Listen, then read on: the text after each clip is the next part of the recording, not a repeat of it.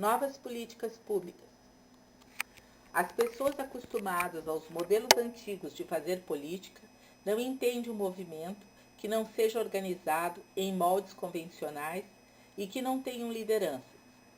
Porta-voz eles têm, tanto que quando marcam uma participação em TV ou junto com governantes, sempre tem alguém que faz um intercâmbio, mas é importante que entendam que eles não querem mais um líder, eles já cansaram de líderes. Eles lutam por liberdade de expressão e melhorias para todos, e não para um ou para outro grupo, como acontece nas greves de categorias e nas negociações entre partidos políticos e sindicatos. Isso é importante que os governantes entendam, pois do contrário fornecerão benefícios para uma ou para outra categoria, que não darão basta ao inconformismo social com a atual situação, e os movimentos continuarão.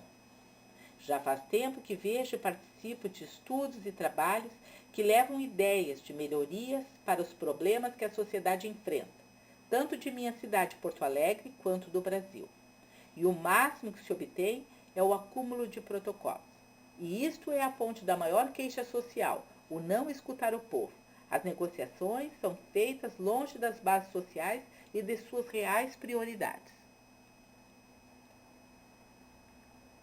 O salário mínimo nacional é uma base social que nunca neste governo e nos anteriores foi encarado com seriedade.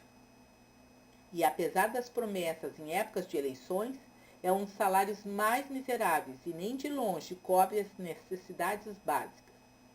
Enquanto, em instante, bilhões são liberados para obras da Copa, o aumento do salário mínimo é discussão de meses e consegue apenas uns poucos reais, enchendo de vergonha o trabalhador brasileiro e os aposentados.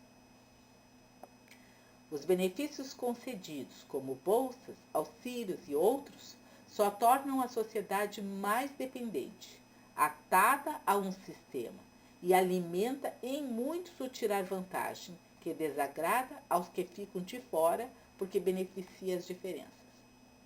É importante que os auxílios não se tornem muletas e sejam temporários e não mais perdurem para sempre. O transporte público e mobilidade urbana é um dos assuntos mais abordados pelos governos, mas os investimentos nunca chegam ao transporte coletivo, pois o incentivo na compra de veículos privados é prioridade dos governos e exige cada vez mais melhorias na malha viária que levam recursos e que só beneficia e incentiva o uso dos automóveis e que provoca mais gastos com saúde pelos acidentes. O transporte coletivo está cada vez mais sucateado e oneroso para o usuário.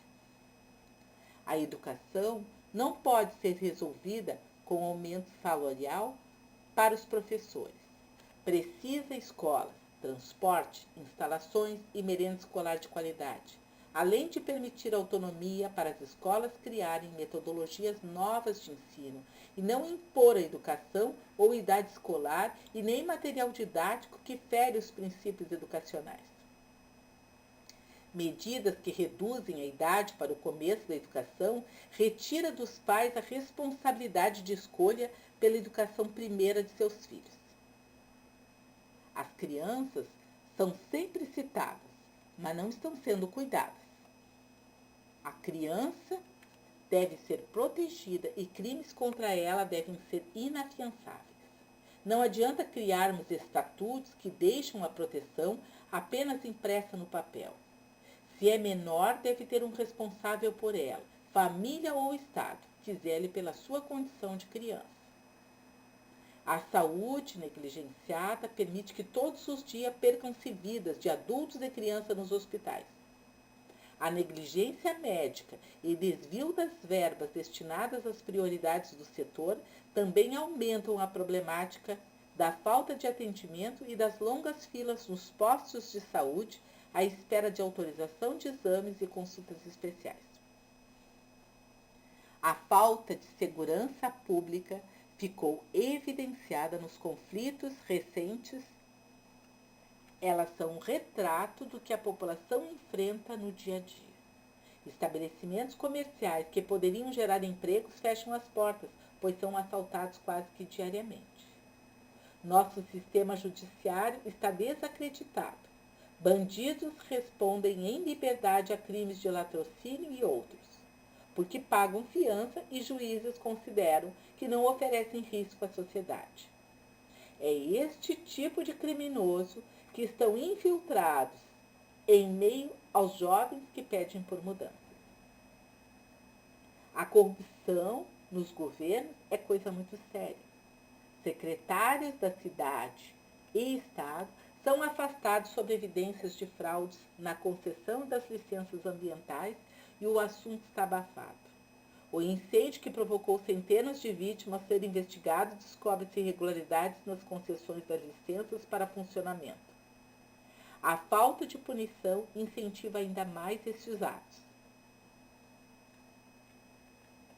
Assuntos polêmicos que envolvam a moral, os bons costumes e a tradição da sociedade, como a liberação da maconha, casamento entre homossexuais e aborto, devem ser abordados em larga escala e depois levados a plebiscito, e que não sejam mais usados para fins eleitoreiros, pois deixará nas mudanças uma marca que a sociedade irá ter de arcar nas futuras gerações. As manifestações cívicas de cada cidadão devem ser permitidas, sem obrigação, mas por responsabilidade do futuro social, que a vontade popular seja expressa nas decisões tomadas e não mais sejam a marca daquele que sentou no poder por 4 anos. O socorro às vítimas de tragédia só acontece no primeiro momento. Depois elas são abandonadas à própria sorte, como se tem visto. É importante que sejam amparadas até que a situação seja sanada e que não se permita desvio destes recursos e que um mutirão seja formado para auxiliar os irmãos que estejam em dificuldades. A impunidade em todas as áreas está desenhando um Brasil que não queremos. E é preciso que isto mude. O dinheiro virou a mola de tudo e alimenta a crença de que a multa e a indenização é a solução para todos os tipos de delito, que ainda é desviado e dificilmente chega integralmente nas mãos da vítima, criando-se assim mais portas para as falcatruas. A transparência financeira deve ser total nas contas do governo.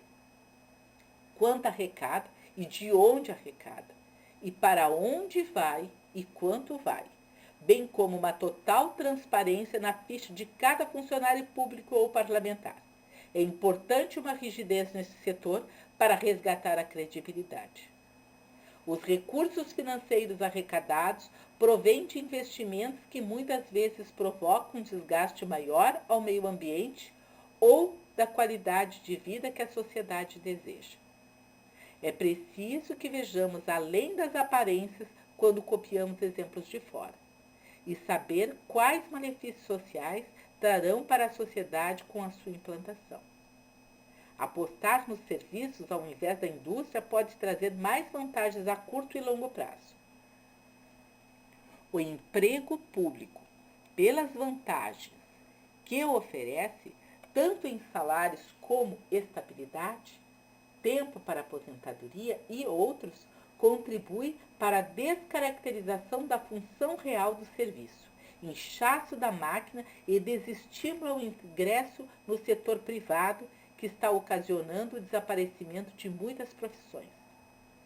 Muitas pessoas se aproveitam de seu nome ser conhecido para lançar-se num cargo público sem nenhum preparo. O emprego precisa voltar ao foco para as aptidões do interessado, dar mais ênfase ao talento do que aquilo que irá ganhar, e permitir a livre negociação entre patrões e empregados sem interferência governamental.